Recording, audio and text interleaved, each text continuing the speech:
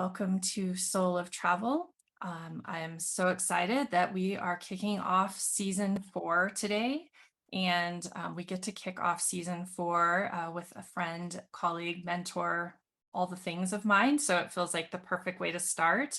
But first, we're going to just start with a mini celebration that we're just about to record the 100th episode of the podcast. And today just hit the milestone of 10,000 lifetime downloads. So yay, I'm so excited to bring that energy into this show.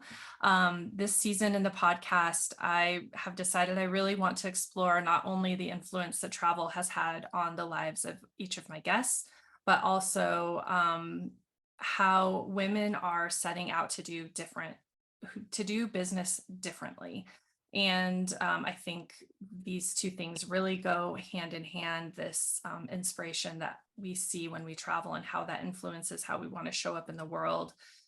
There's just this beautiful flow of the way that shows up. And in the community I spend time in, I see this over and over. And I've noticed in the podcast, these conversations are not really just about the soul of travel anymore, but they've really kind of become about the soul of women. So I'm leaning into that. We're going to talk a lot about the value of community and mentorship and personal growth and how each of the guests are working from our hearts and living our passions and how this leads to a different way of being in business and life. So that said, I'm so excited to welcome our next guest, the season opener for season 4, because I think these are so important in your life. As well. So welcome. Iris Serbanescu is joining us, and she is the founder of wmnsWORK, which is the tourism industry's first business accelerator focused on early stage women and non-binary entrepreneurs. And I am so blessed to have been a part of the first cohort of that program. It was amazing. So welcome, Iris. Thank you, Christine. Thank you so much for having me.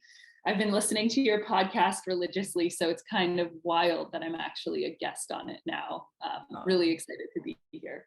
Thank you. Thank you so much for listening. And I know that community and the stories of women are really important to both of us. So I think that this is going to be such a great way for us to dive into those topics. As we get started, obviously I know who you are, but let's let the guests get to know you a little bit better. If you could just share a little bit about your background and who you are in the space of travel right now. Absolutely. So I've been in the travel industry for about a decade. Feels crazy saying that out loud, but I joined the travel industry in 2012, and it was a very deliberate decision. It was completely my passion. It was something that I always looked at as a hobby and not really as something that I could turn into a career. But I was working at a corporate insurance brokerage in Toronto on Bay Street at the time, which is like the Canadian version of Wall Street. And I really just felt so disconnected from what I was doing and from myself as a person and as somebody in their early 20s. And I made the conscious decision that I didn't really want to live that way. I wanted to live in a way that was very much aligned with my passion and with my hobbies and with my soul, and that my job and my career had to be a part of that. So I deliberately marched into my boss's office at the time after a year and a half of working as a risk analyst at this corporate insurance brokerage. And I just told him, listen, I'm really grateful for the time that I had here, but I need to follow my dreams, and I'm going to go work in the travel industry. I'm going to have to quit this job. I'm going to move back in with my parents. I'm going to go back to school and get my tourism management diploma and then figure everything out from there. So that was a really big realization for me, that I was, following my dreams and taking risks and kind of almost going back to the beginning a little bit in order to do that. And, I got full support from him, and it was wonderful. And I ended up getting into the travel industry with my first job a couple of years later. And so this whole time that I've been in the industry for about 10 years, I've really been working with, in a partnerships capacity, business to business tourism consulting capacity, working with small owner operated businesses all over the world, working in sustainability and in community-based tourism and all of those niches. And so during the pandemic, I guess that would have been year 8 of my time in the travel industry, I came to realize that there was a really big gender gap in tourism, and something that I had always kind of noticed through my work in my previous roles. And something that I just took it at face value. Like I was like, yeah, it's all men in leadership for the most part in the travel industry. I noticed that when I worked at a marketing consulting agency for 5 years in my career, and noticed that most of our clients were men. I would say out of the portfolio we had, 95% were male-owned businesses. And I just kind of, I had internalized that. Like it was like, that was just the way things are. But during the pandemic, I had a little bit of time to kind of sit with what I wanted to do with the rest of my career, and what the travel industry needed, and what I could do to sort of close this gap that I had noticed. And so anyways, I started doing a little bit of research on women in travel and women in leadership, and found that 60% of the industry is made up of women, but less than 8% of board positions in the industry are held by women. And that was like such a staggering stat to me. It was insane. It was like, how's no one really doing anything about this? So I gave it some thought, figured out where my strengths were and what I could do to help be the change, as they say, and build back better, because that's a term we've heard a lot in the travel industry, and decided to start this business that empowered women and non-binary folks to start their own businesses and get support in the early stages, like so arguably the most fraught with self-doubt, those early stages. Like you don't know what you're doing, maybe you don't know the industry at all, and you often let that hold you back. Like you often let those things just stop you from taking any action. And so I didn't really have any model to look to, because nothing like this existed, but I was like, I bet that there's a need for this. Like I bet there are people out there that want to start their own businesses, that need that support and that container and that expert guidance and education and all of that. So I came up with this idea to start wmnsWORK, to start a community that would support women in travel and women outside of the industry who wanted to get into the industry and start their own businesses. Because it's something that I needed at the time. I was like, well, I want to start my own business. It would be nice if something like this existed. So I'm just going to go ahead and do it. And so I quit my job. At the time I was working as a director at a travel tech company. And I quit my job and started working away on wmnsWORK, and launched the first cohort in January, which you were a part of. I'm so grateful for that. It was such a special experience to have you as part of the beta cohort and help us iron out all the kinks. But that's sort of how I got to where I'm at now as the founder. And It's been a beautiful journey. Thank you. I think that something that really we both connected on is probably that same moment of awareness in our careers when we were looking for women to be mentors and who we were looking up to in the industry. And I had a very similar kind of thought as I was at different parts of my career, and thinking like, oh, here's this woman and this woman that I really inspire to be like in my career. And I'm like, wait, why is there only like 2 or 3 women that I'm inspiring to be like? And then because everywhere else in my life, I've surrounded myself by communities of women, mothers, entrepreneurs, like all these different facets. But in the tourism industry, I felt like I didn't have that same community. And I realized that these 1 or 2 or 3 women are the few women I've ever seen on a stage at an event whose story I've gotten to know or whose business I got to know. And I was like, wait a second, this cannot be true. I know other women in this industry. And this is kind of how Soul of Travel evolved. Is I first started talking to people that were just really in the same space of transformational, impactful travel. and wanting to tell their stories, as you mentioned, as we were thinking about how we were going to build back better. And really in the moment, it was just, how are we going to survive? And when, and if we do, this is where I want travelers to land. I think it was before Build Back Better was even an idea. But then, like in the very first conversation, I was talking with a mutual colleague friend of ours, Gabby Stoll, and we right away were talking about what it was like to be a woman in this industry. And I was just like, oh, what am I doing? Like everywhere else, I'm advocating for the voices of women. And with this podcast, it hadn't really landed on me to create that space. So after that first season, I was like, okay, this is the direction we're heading. I want all of these women to be able to have a moment to share their story, for other people to hear from them and be inspired by them, and try to create community for women in the space of travel. So I think that's definitely why, like when you and I met, we immediately were like, aha, yes, we must do things together. Exactly, like instant connection. It was like, we're so aligned. It's just, and the more of us there are, the better. Like, and I feel like we just gravitate towards each other. It's really beautiful. We can Yeah. just sense that in people's energy. Yeah. And like you said, yeah, the gravitational force of that is awesome, because I think people have been looking for it. And so everybody kind of has like half an antenna up, hoping that this is going to come by them. And as soon as they hear it, they're in. And that is one thing that I really loved about being in the program, is the way that women showed up. And we'll talk about this as we learn more about it, but the way other women showed up to mentor the women in this program, and how much they shared of themselves, and what that meant, and how different that is from a typical business setting. Like it just is a very different energy and a different space, and it's so valuable.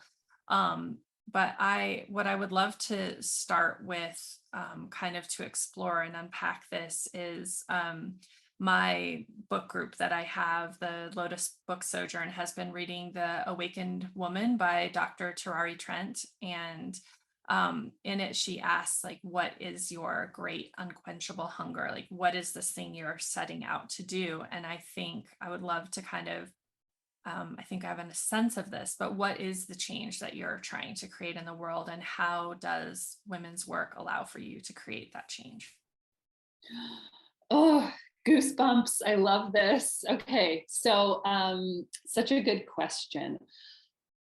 In my career as a woman, I always internalized these, without knowing, subconsciously, always internalized these versions of success in my mind, of what success looked like and what somebody who was successful looked like, and the qualities that they had, and all of that. And it was a combination of people that were my mentors or bosses, combination of like what I was seeing out there in the world, and who I was interacting with, and who I was seeing in positions of power, and all this stuff. And what I came to realize and really become aware of is that these people that I was looking up to were really male archetype focused. So very, could be just like, how do I describe it? Like dominant, kind of very, very sure of themselves. Like there's no room for any sort of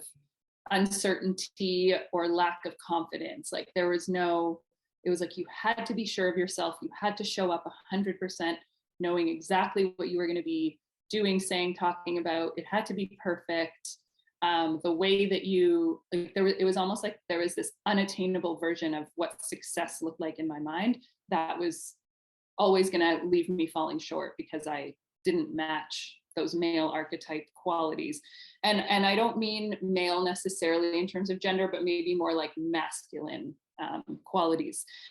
And what I've been doing over the past few years is sort of like unlearning that definition of success so that I could create it for myself and create it for others as well. Because when I show up fully as who I am, and as a woman who is a leader and a founder and everything like that, I break the mold of what male leadership looks like, and allow people around me to kind of breathe a sigh of relief, maybe, that like, yeah, like she's not perfect and she's still successful and she's still showing up and she's bringing her whole self to the table. And I love the way that this is embodied through women's work, because like, you know, you've been in all of our events and all of our workshops, and like we get pretty deep. Like it doesn't just talk, we don't just talk about business. We actually, when we get together, we talk about life, and we talk about our insecurities, and we talk about things that aren't normally found in a boardroom. And I think that that's the missing link in this world of entrepreneurship and life, especially for women, that we tend to hold ourselves back in order to present an image that's acceptable by the world as somebody who's successful, or somebody who's you know, has it all together, and like doesn't leave room for talking about kids. Or I think we even had on one of our calls, one of the women was breastfeeding, and it was just like, yes, like this is the kind of world I want to live in, where we can bring our whole selves to the table and just realize that that's not mutually exclusive with being successful, that you can run your business the way you want to run it, the way your intuition is telling you to step into, and not uphold this unattainable version of success that we all have internalized through years and years of conditioning. So that's really my mission. It's the bringing our whole selves to the table and making that the norm, and normalizing everything, like everything to do with whatever it is outside of business, to talk about, to be heard, and to just to make that a normal part of how we run our businesses as women. Mm-hmm. I love that. There's a couple of things in there that it really reminded me of one conversation that I had with a past guest. We were talking about how, in the context of work, in the way that it's shaped right now, is that employees come to work and humans don't come to work, in that you're this completely other entity in the workspace. So that means you don't show up as a mother, you don't show up as a wife, you don't show up as a sister and a daughter. And should anything unravel in any of those areas of your life, they have to be outside of those doors, which is such an unrealistic expectation, especially for women, because we're usually the ones managing all these other things, and it's just impossible to not let that influence who we are. And then I think what that also does is it doesn't allow us, like you said, to bring our full self into the space of work. And whether that's, you know, working for someone else or as an entrepreneur, you're cutting off half of who you are.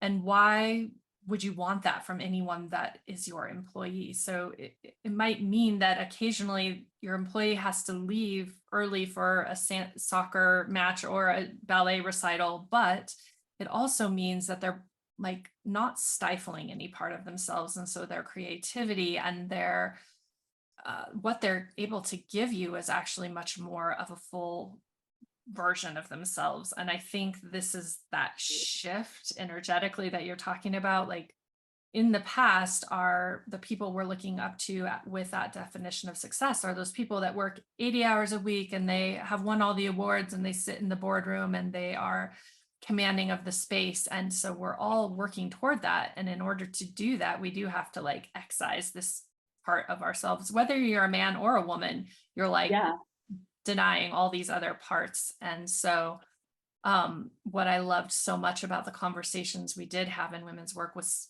hearing that, was like not just seeing the finished sparkly final version of success, but like witnessing this, like I stepped into this role, I had no idea what I was doing, I hashed it out and like made this mistake, learned this thing, connected with this person, backpedaled and did this, went over here, and then we got to this like pseudo shiny version of success, which was really amazingly also showcased in like not shiny.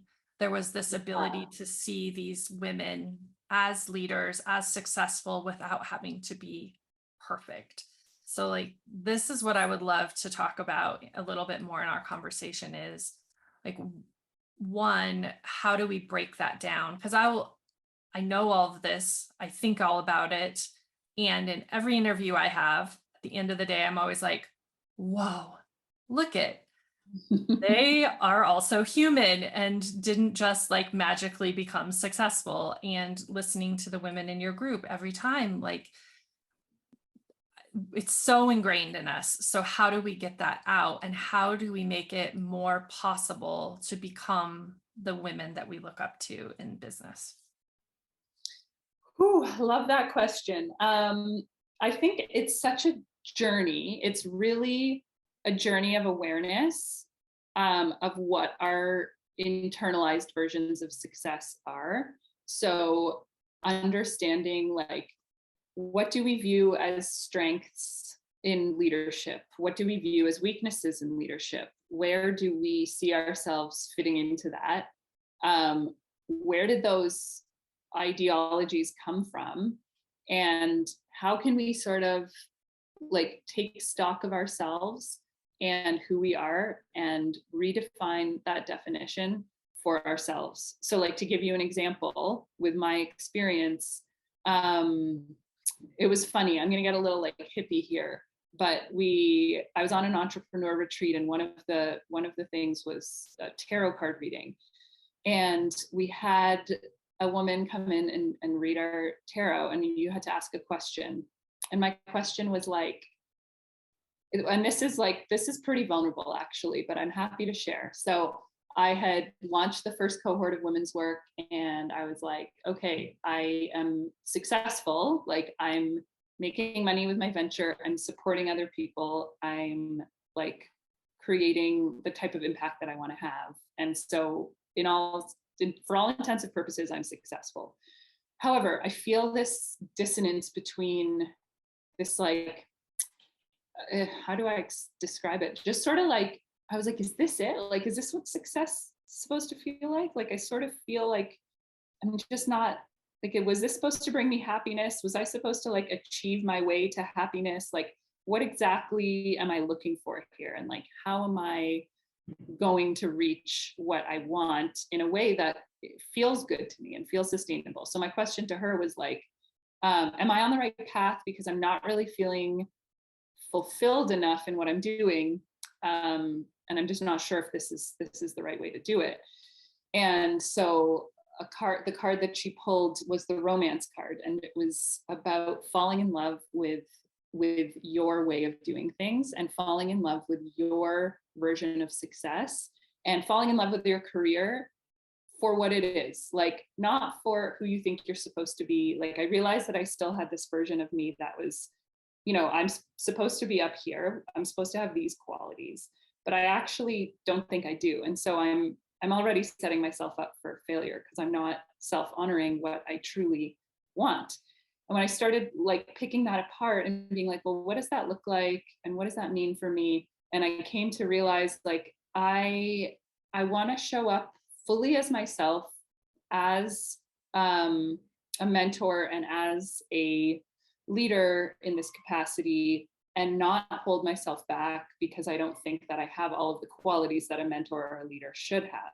And I started sort of like writing this all down and looking at, okay, what's my picture of success? And then where do I think I fit in? And how can I unlearn this picture of success so that I can fully step into who I am and like fully capitalize on the fact that, yes, I love talking about energy and I'm kind of a hippie.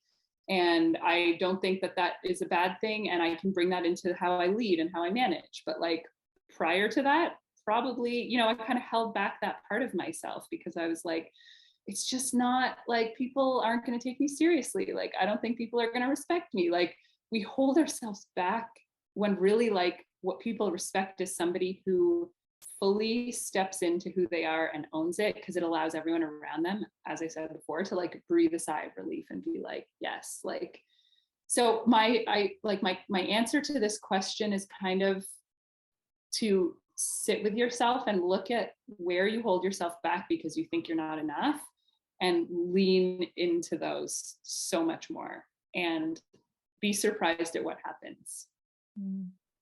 Oh, that is so good. Thank you for sharing that with us. I appreciate it. And I also appreciate the magic and the hippie and the woo and all of those things. So I'm here for it. Always bring it. And you were talking about kind of, how those qualities that like, you feel like you could check off a box because they have value, and then the things that feel like they don't.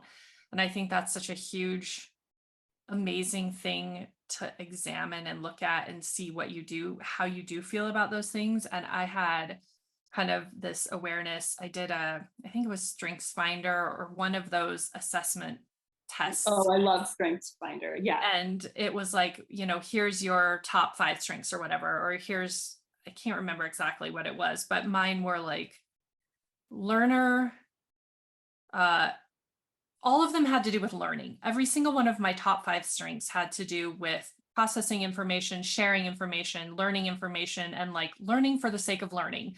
And I was just like, well, this is definitely me. You can see my bookshelf behind me. And like, I mean, I will read everything. I have taken classes in the history of rock and roll. I have taken classes in genetic engineering. I have taken interior design classes. I cannot stop learning. I love it. It like awakens something in me. And I love watching other people learn. Like I am obsessed with knowledge. And I thought these were things that took away from actual strengths. Like this is what absorbs my time and my mental capacity and doesn't allow me to be XYZ.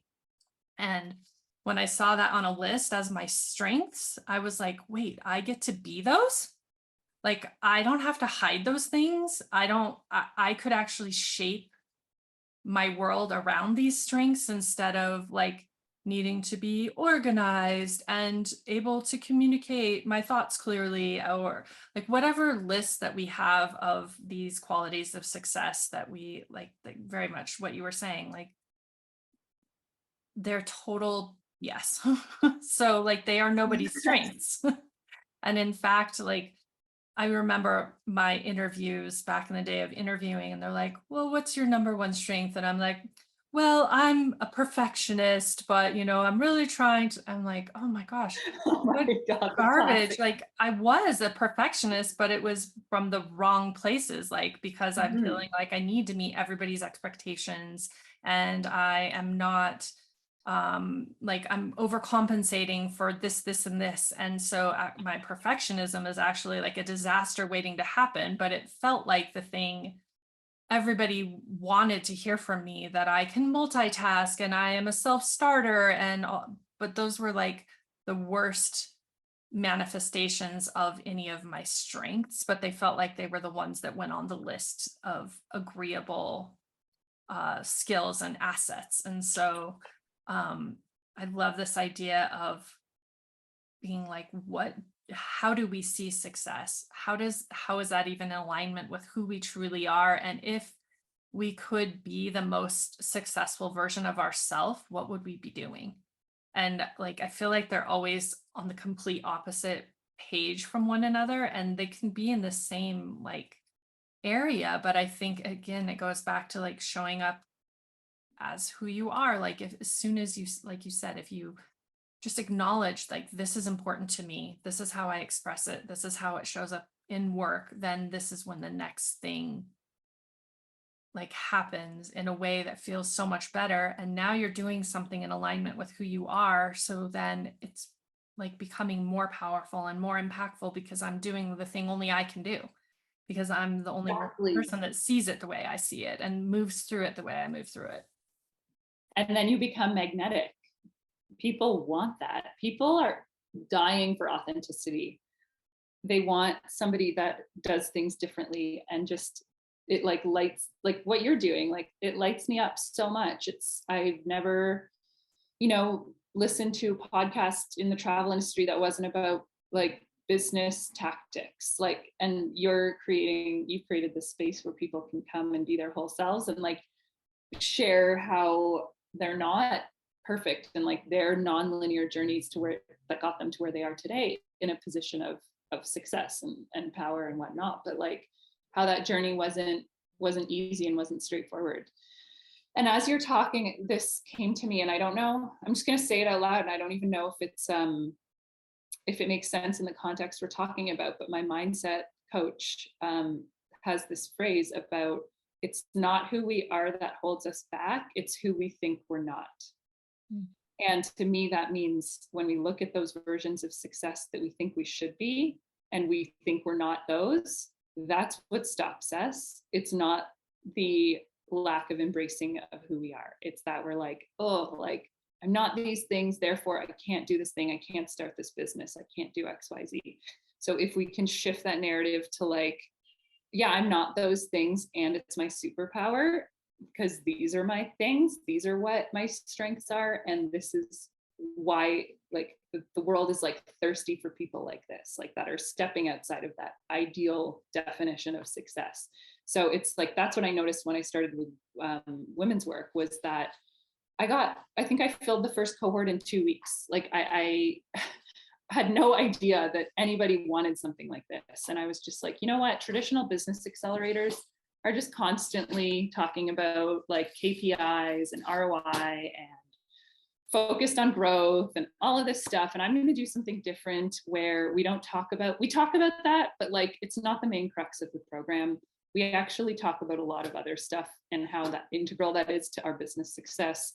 And I'm going to make it just for women and blah, blah, blah. So you know how that turned out. Like people were like, thank you for starting this, because like this didn't exist before. And if I had just ascribed myself to the typical versions of success, I would have started an accelerator that was for tech companies for women, not for tour operators or for hotels or service providers. Like I would have done just the traditional route and continue to exclude people that didn't want that kind of success, but wanted success on their own terms. And so that's how I see women's work really bringing those people together, is like, let's all create success on our own terms. That could be having a business that doesn't grow 100% year over year, but that keeps us and makes us so happy and allows us to live life in alignment with who we are. Mm-hmm. So that's kind of my mission.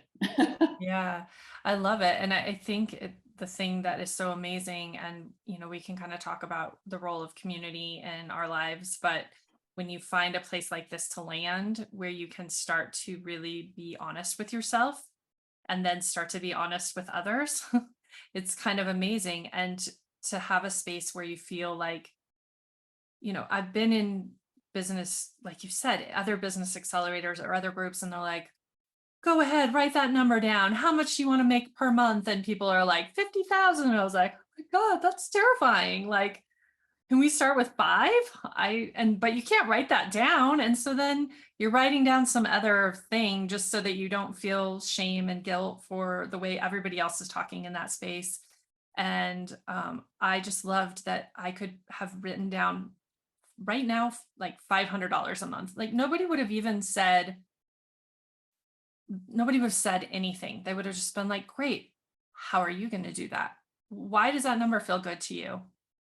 And like, that's it. Like there just was this ability to be who you are. And then like when one person does it, then the next person's like, okay, this is what we're doing here. Great. And then like they do it. And then we can all really show up for each other and support each other because we really know what one another wants. And like, it's just so much more attainable. And then we also can start like reflecting possibilities back upon each other, because I think, you know, like you said, if we really think we're supposed to be this version and that's the one we're reaching toward, we're failing. But when someone says like, this is who I see you, and this is what I really think is possible for you, and then you start reshaping that, like you start reaching for higher things when you're reaching in a different direction, I guess. Like it really changes how you're pushing forward. Oh, yes. I love that. That's such a good way to put it. You have these folks in your corner who see the highest version of you, and when you can't really see it yourself, and they keep you not accountable, but keep you honest to that version of you. Like that's the biggest thing with how I do everything in business, not just with women's work, but I always feel that everybody has the answers inside of them. And I am not the person to come and tell you how to, there's no blueprint for how to run your business. It truly is so individual. And what you mentioned before about like, let's make $50,000 this month, like blah, blah. There are risks and things that maybe feel unsafe to people about making that much money. And maybe that's not what they want. So why is it that we always have to be ignoring our inner knowing in order to become successful? Well, I mean, you don't always have to be, but that's kind of the narrative that we're fed. So what you were talking about with like honesty, like, and vulnerability, and that breeding the place for true connection to other people and to ourselves and our passion and our businesses is so bang on. I love it. Yeah. And I think too, what I was just thinking in terms of like how we're achieving this better version of ourselves, like it also allows us to grow through these points. And when you're supported, it's easier to kind of grow through them. Like maybe you have to write that 500 first, and then you can like grow right through it and get to 1,000. But if you're trying to like go for this far-reaching thing that's not in alignment with you, you're going to get stuck at 500, whether you are meant to be there or not. And so that is helpful. And then also the way that we start to support one another. And it's like you said, it's not really accountability, but it's just like this deep belief in what one another is doing. And the way we share each other's work, or the way we come back to them and reflect someone's spark about their business. And like when they're starting to dwindle and be like, I'm not sure this is working. This week was really hard. This thing fell apart. And then you're like, remember when you said this was so amazing? And I can't stop thinking about that. And I know that's true for you. And again, this like goes against everything we've ever been taught about business and being colleagues or coworkers or whatever. It tears it apart because we honestly want each other's success as much or more than we want our own success.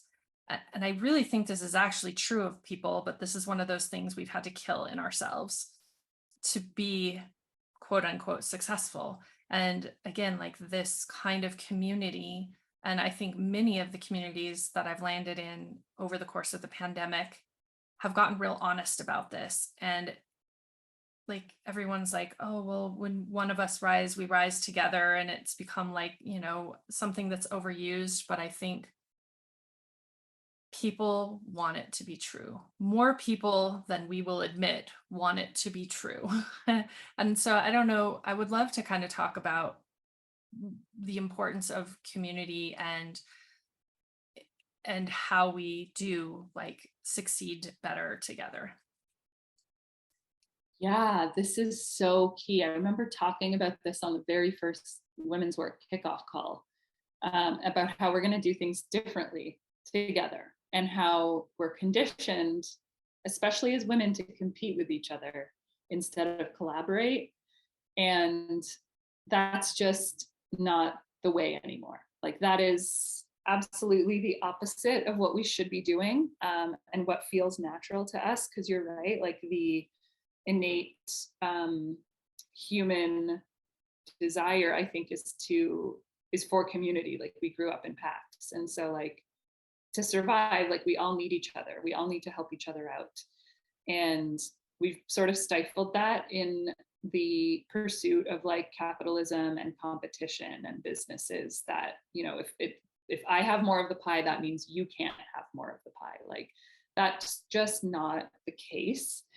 And I don't even know what it is about celebrating each other that makes us more successful. But I think it's that idea that like success is not built in a silo. And if you look at everybody in your life that has contributed to your success, you will see how interconnected and how interdependent we are on each other. And that alone is motivation to continue doing that, to continue bucking the trend of competing instead of collaborating, because you can see how much people have impacted you. You can see how much you've impacted other people.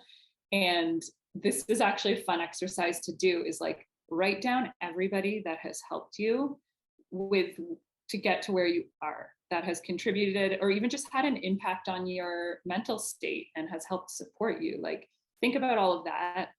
I did this myself. I did this exercise a few weeks ago, and it was just like, oh my God, like if it wasn't for, you know, the people that signed up for the program and helped me kind of build it for the first 12 weeks that I ever did it, if it wasn't for my mentor who reflected things back at me in a certain way that helped me step up higher, if it wasn't for this person who put my name forth to speak at a conference, and I, you know, was able to reach a big goal of mine to speak as a presenter at a conference, like all of these things, you're like, never in a million years could I have done that alone.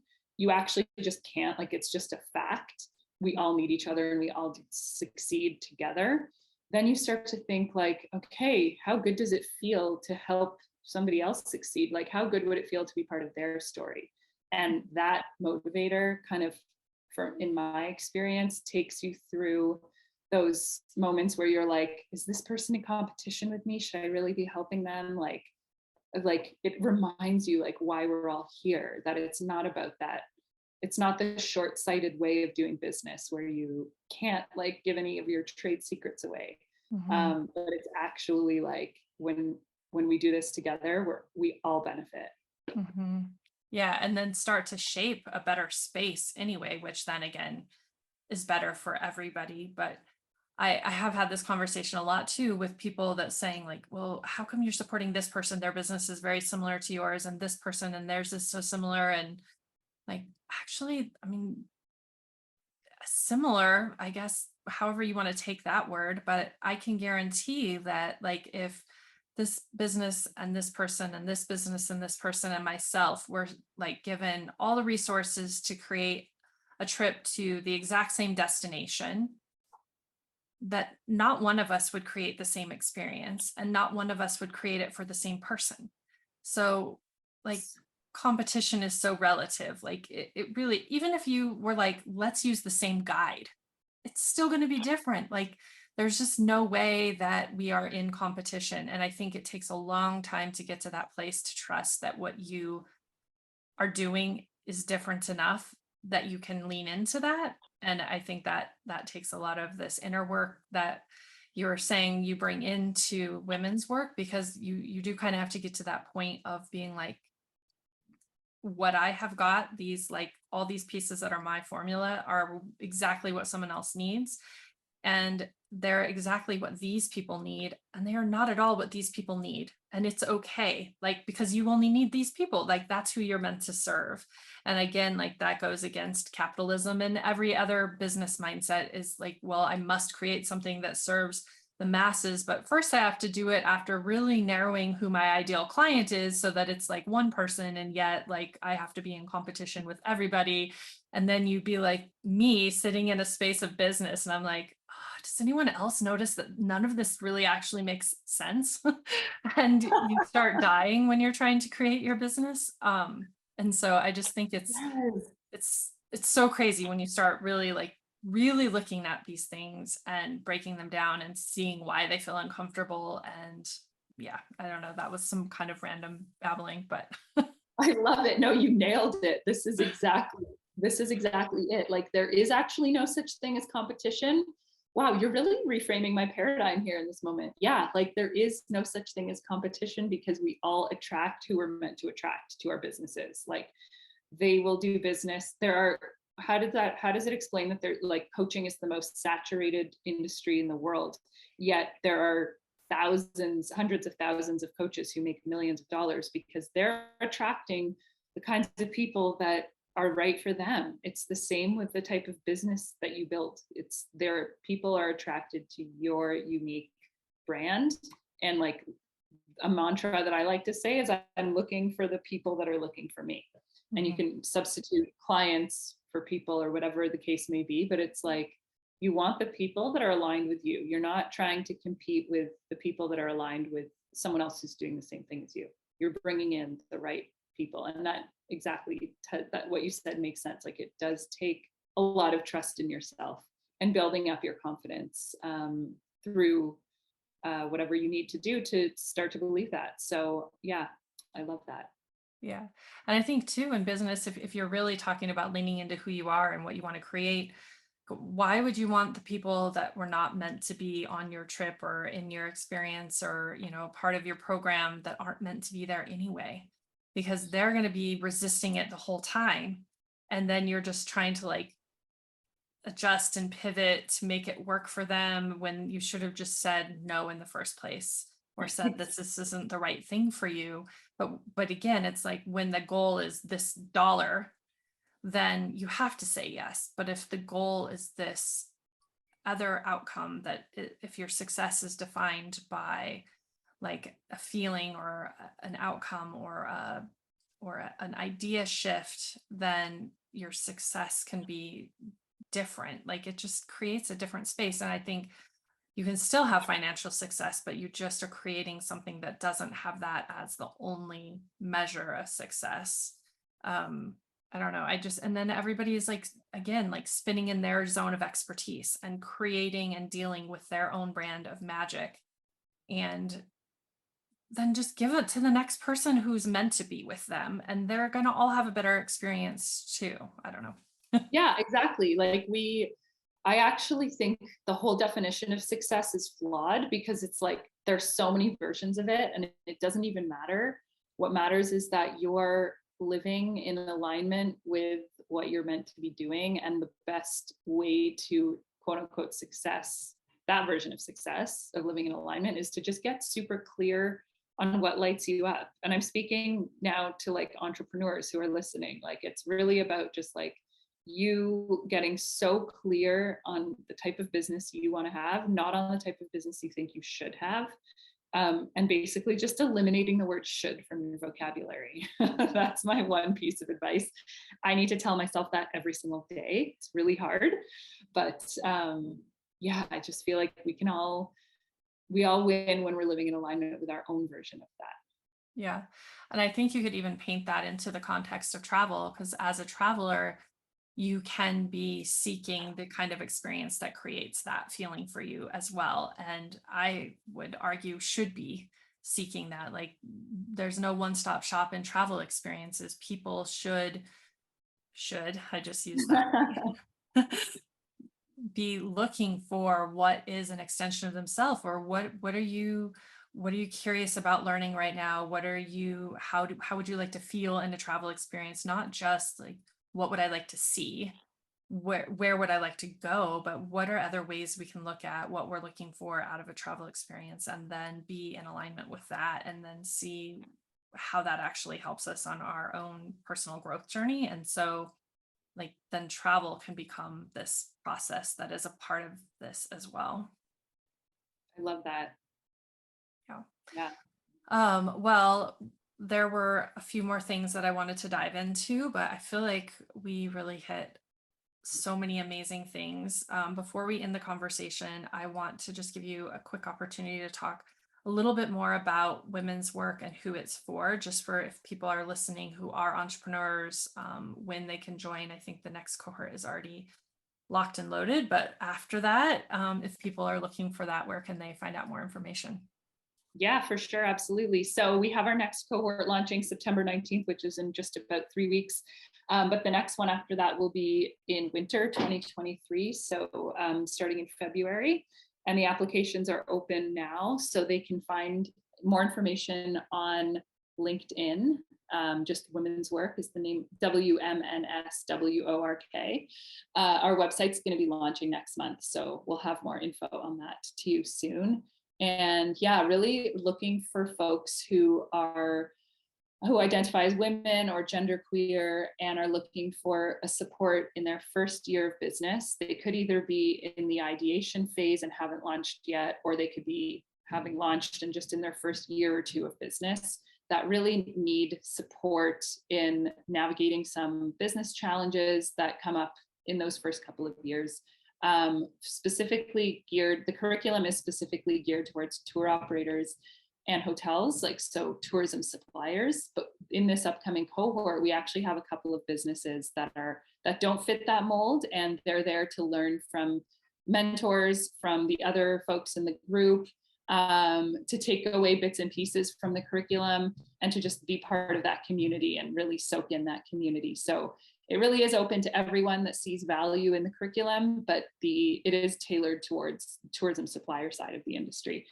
And the structure is that we have weekly workshops over 12 weeks. We have co-working sprints, which are my favorite because there's nothing more isolating than working on your business by yourself at home. So, jumping on, working on our businesses together on Zoom. And then we also have peer support circles where we chat every 2 weeks. Some people call them masterminds. We like to call them peer support circles. We just bring up, discussions about what we're facing, challenges we're facing in our businesses or in our personal lives, and work through those together. And finally, one-on-one mentorship is a really big part of the program that folks really found valuable the last time because they kind of had a guide to work through some issues in their businesses or answer questions that came up along the way from somebody who's actually gone through and done it themselves before. So I like to match people up with people who have similar businesses or expertise in an area where that entrepreneur tends to be lacking. So yeah, next cohort's February 2023, and I'm really excited to announce that applications are already open now, so folks can apply if they're interested. And thank you so much for giving me this platform to talk about it. I really, really appreciate it. Yeah, excellent. Well, I'm excited to know that it's already is, so people can look for that now. The last thing is just a few fun rapid fire-ish questions to end our call, which as you listen, you're prepared that these are coming your way. Some people are like, wait a second. Most anxiety-inducing part. Okay. Yeah, shouldn't be, but it often is, it seems. What is your favorite book or movie that offers you a travel escape or inspires adventure? I love Dead Poets Society. I know it's not a travel themed movie, but there is a sense of adventure throughout, and it's just my favorite movie for sure. Yeah, I think a lot of movies that kind of play in curiosity and exploration and those kind of movies like evoke a different sense of travel, or it's like the same wanderlust nerve that they tap into. Absolutely. What is always in your suitcase or backpack when you travel? An eye mask and earplugs. Where do you still long to visit? I was supposed to go to New Zealand before the pandemic hit, so now that they're finally open, that's the plan. Yeah. What do you eat that immediately connects you to a place that you've been? Ooh, good question. Oh no, this isn't rapid fire, but in Croatia, they have these little like sausages that I can't remember the name. They're pronounced, it's like in Croatian and I'm going to butcher it. But they're these like amazing sausages with like lamb meat and like all sorts of different meat. And they're just spiced really deliciously. And because I'm Romanian, my parents actually have them at home. So like every time I eat those, it like brings me back to being in Croatia, like sitting in front of the beach and eating those little sausages. They're the best. I think it's amazing how quickly food can like evoke all of those sensations and connections and bring us places. So that's why I love hearing about that.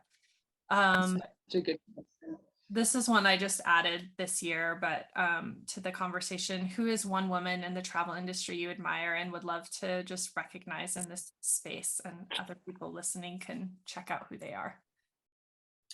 Ooh, so her name is, she's going to think this is so creepy because I've never actually connected with her, but Lola, and I don't know how to pronounce her last name, maybe Akinmade. Mm-hmm. Do you know her? Was she on your podcast? Yes. Okay, there you go. Yeah. So people, I'll tag the episode. She's amazing.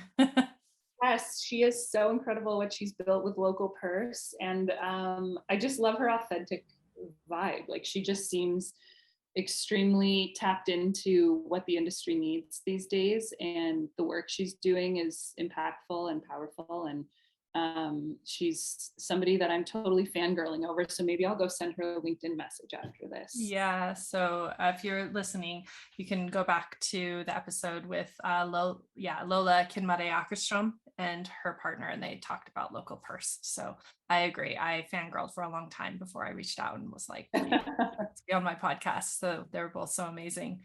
Who was the person that inspired and encouraged you to set out and explore the world? Oh, my dad. He was so he's like instilled this in me in such a young age, because he was given the opportunity when he was just a teenager to go on a solo trip during communism in Romania, which we weren't allowed to leave the country actually, but because he had the connections to sort of bypass that rule, he was able to leave and travel to Italy and spend a month in Italy, like basically learning about the culture, reading books, like getting out of communist Romania. And he honestly has inspired me so much at this point, because he's told me stories about his travel experiences ever since I was a kid. And his support, like his unwavering support in my travel, has been amazing. Like I just feel like every time I set out on a trip, I'm making him proud. And he's always just had enough resources to support my travel when I was a child. And that's really instilled this sense of like, yeah, just connection to my parents and my dad, and also exploring myself more deeply when I was that age. And I actually was able to go spend a month in Italy myself when I was 16. So that was a really cool connection. I feel like that really started and launched my wanderlust. Thank you. The last one is, if you could take an adventure with one person, fictional or real, alive or past, who would it be? Oh my God, this is so hard. I'm really, I don't really, really bad at pop culture, so I can't even think of like a celebrity right now. But who would it be? You know who I think is amazing? Celine Cousteau. And I feel like I could just call her up and be like, hey, let's go on a trip. Yeah. Did you interview her on your podcast? I feel like I you did, yes. And I would love to travel with her. So let's just let the universe know that the three of us would like to head off maybe to New Zealand together. I don't know. Yes. Okay. While we're putting things into the cards.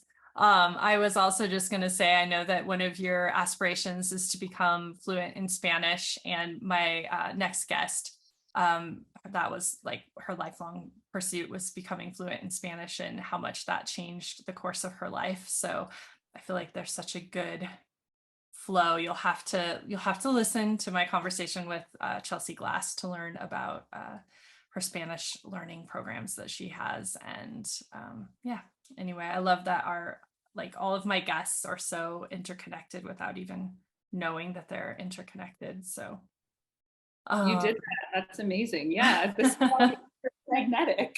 Yeah. Well, Iris, thank you so much. This was so fun. This was like the best conversation, I think, for launching the season. I think it really shaped some of the things that I want to talk to with some of my other guests. And I can't wait to see how women's work continues to grow and support other women in the industry. And like, we're here for tearing down all of these perceived notions of success and like on to bigger and better things. Yes, I love this. Thank you. Thanks, Christine. I so appreciate having the platform to share these kinds of stories, and having your support, and what you're doing is incredible. So thank you. And yeah, I'm looking forward to catching up soon. Thank you.